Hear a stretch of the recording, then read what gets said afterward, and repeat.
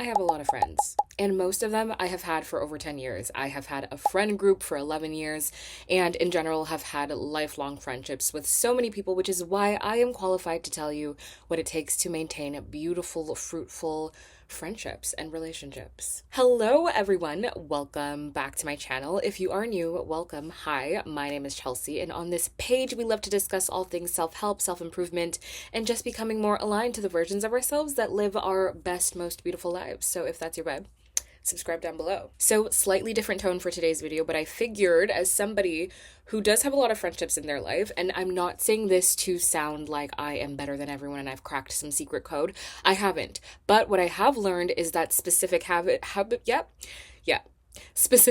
and characteristics have allowed me to maintain these friendships even when things get rocky. So enough blabber, let's get right into it. The first one. Get out of your freaking shell. Get out of your shell. Go outside.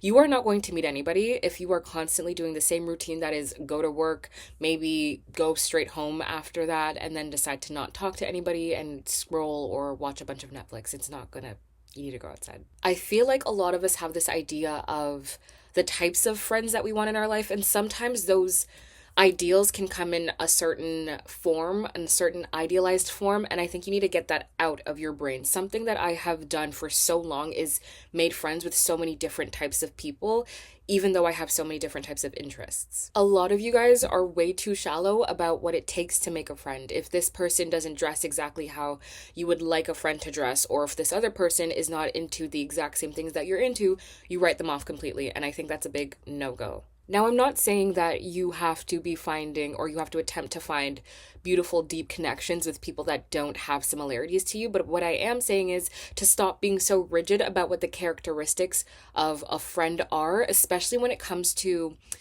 physicalities or slight interests. I'm not talking about like values and everything like that, but I'm saying if somebody is into anime and you're not into anime, don't write them off because you don't care about anime.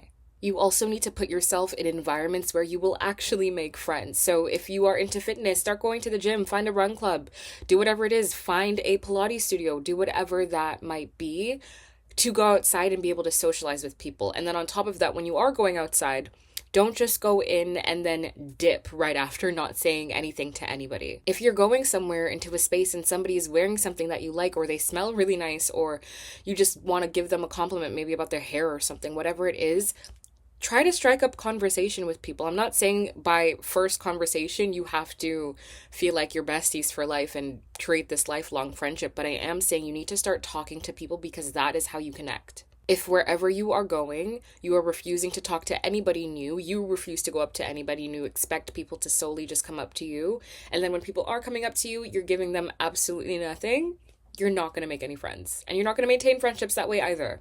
Okay, second tip, you have to go places.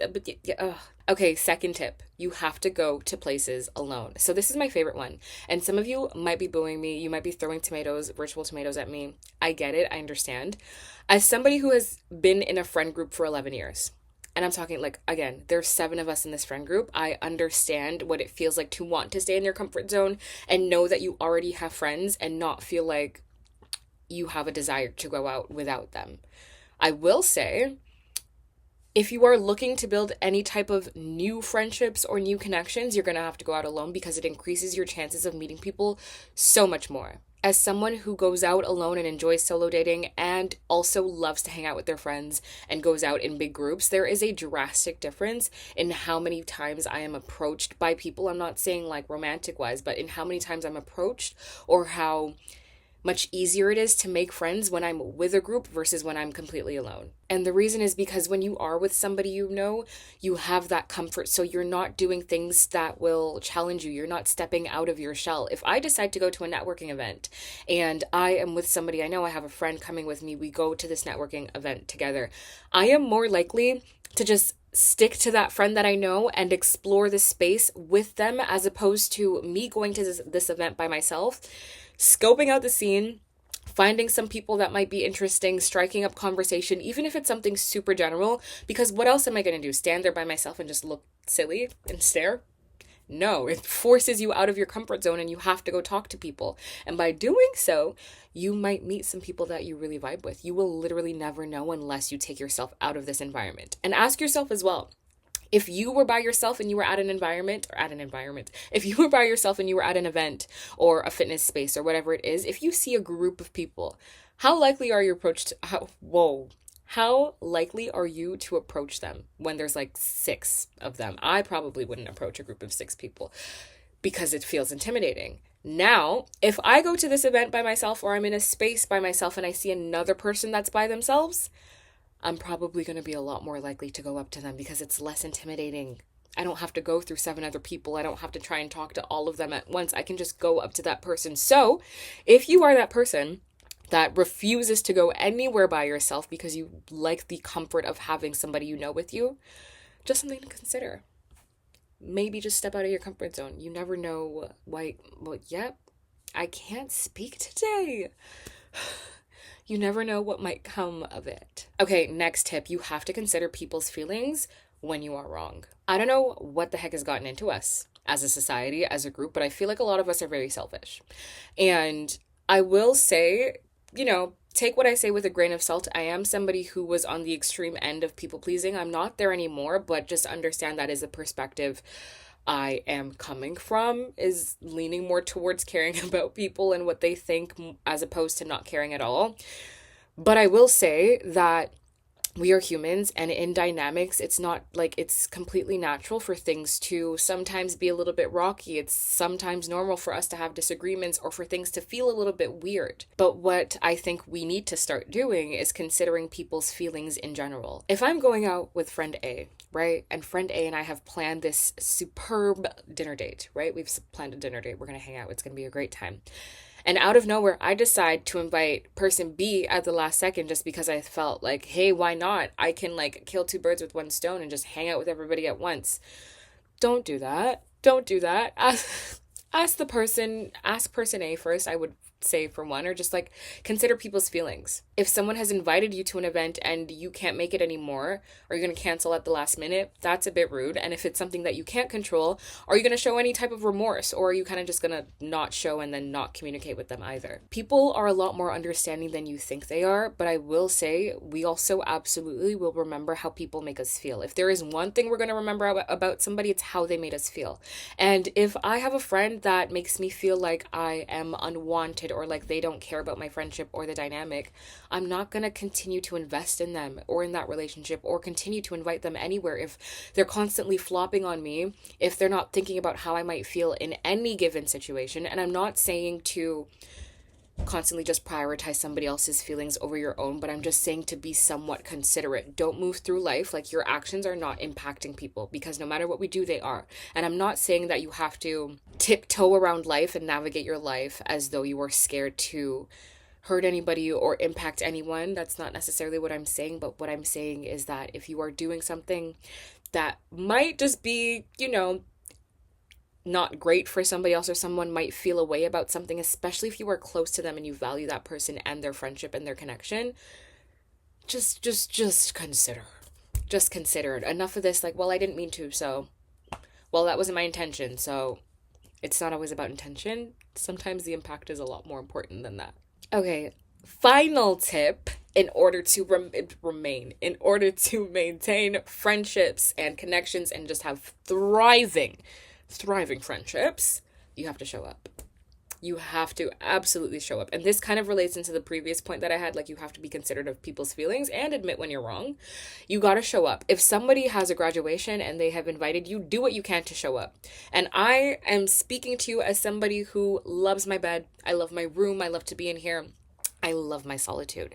And I also am very big on not allowing myself to get burnt out by being outside too much and socializing too much. I will say, however, if there are important life events going on with the people that you call friends, that you deem close to you, you have to show up. Absolutely, you have to show up. Because even if you're not able to make every single hangout with that person, even if you're not able to text them every single freaking day, on big event days like their birthday or graduation, or if you're friends with creatives, a performance, a business launch, an event that they're throwing, whatever it is, show up for people. They are going to remember it. Again, with the selfishness and the individualistic mindset, I understand a lot of us are go-getters. We are ambitious. I am one of those people myself. However, it is so important for you to show up for people when you can. I'm not saying deplete yourself completely to the point where you have nothing left to give, but if you can, you're going to have to make the sacrifice at some point. A lot of the times my cousin tells me like having community is convenient, is convenient, is inconvenient. You know what I mean? Not 24/7, but at times it is, because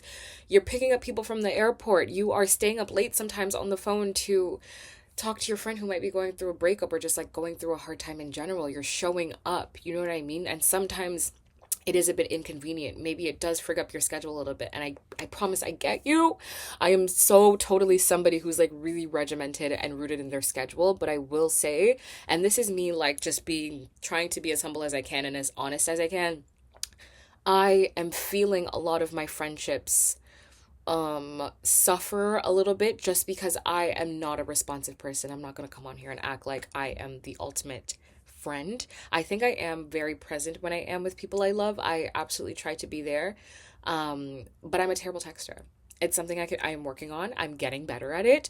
But because I have so many friends, and I hope I'm not sounding too like, ooh, I have so many friends, but I'm just trying to be honest with you guys. I have a lot of people in my life and I'm so grateful for it. I am also somebody who gets very easily overwhelmed. So even me, like I could absolutely do a better job of texting people, and they have let me know that it's like, hey girl, I'm trying to hang with you, and you don't respond. So I have had people tell me that they're just gonna like not even try to ask me to hang out because they know that I'm not a responsive person. And I'm not hurt because it's honest, but it's also like if you are someone who's trying to make friends, you're gonna have to show up, you're gonna have to text people back. You have to. You absolutely have to. And I'm not saying every time your phone rings to pick it up if you're busy, but text people, get back to them. Please, I beg, show up, show up, show up, show up when you can for other people. I think social media and this like hustle mentality has gotten into our heads way too much, and everyone is so focused on themselves and their own journeys, which I do love that, but we've been a bit extreme about it. So yeah, show up for your people. I beg, show up for the ones you love, show up for the people you care about, and also be willing to admit when you're wrong. I know I said last point, but just another one came into my brain. Things are not always so black and white. And I think a lot of these fun viral quotes and life sayings have conditioned us to believe that if somebody does something that rubs you the wrong way, you need to cut them off immediately and just like not even have a conversation with them. The only reason why I have a friend group for over 10 years and I have friends for over 15 years I have had friends for over 15 years and I have very deep connections with these people is because we have both been willing, both parties in in every given circumstance, both parties have been willing to talk it out about anything. If I made somebody feel a way, they will come up to me and let me know that I made them feel a way, and we will talk about it. And I will not be defensive about it, and vice versa. We are humans. We're not gonna like I'm not gonna act like we're not all gonna get into some kerfuffles. Sometimes it's natural. It happens. It's fine. We're all learning. We're doing our best. But this whole somebody did something wrong and I need to cut them off completely because if they were a real friend, they would never do this. You guys need to chill. Everyone is trying their absolute best to do their best in life. We are all navigating this for the first time. Nobody knows what the heck is going on. And for the most part, people are not trying to be malicious towards you. So take that victim mindset out of your head and ask yourself, if you do get into a situation where things might be a bit weird with somebody, something might have happened, things are off, just ask yourself, is this problem worth the friendship? Do I see this person for who they are? Do I value them for who they are? Do I want them in my life? Can we have a conversation about this? I have had some really difficult conversations with friends, very difficult, and have had some rocky times. But we've made it through and we've gotten over it because we were both willing to hear each other out and understand that we are both like, we're good people at the center of it, at the heart of it, and none of us would try to maliciously hurt the other person. So don't be so quick to write people off. Anyways, thank you guys. That is all I have for you today. Thank you for watching. If you're new, again, maybe subscribe. If any of this resonated with you, let me freaking know in the comments. I love to chat. And also, if there are just like topics you want me to talk about, I feel like I'm on my knees begging every week. Guys, let me know in the comments. I like to talk to you. It's so fun. That's the reason I'm on here. I like to chat. Anyways, yeah, I hope you have a beautiful day. I am rooting for you. You're doing so phenomenal. It's a good day because we are here on earth. We have woken up another day. Make the best of it. I love you. Bye.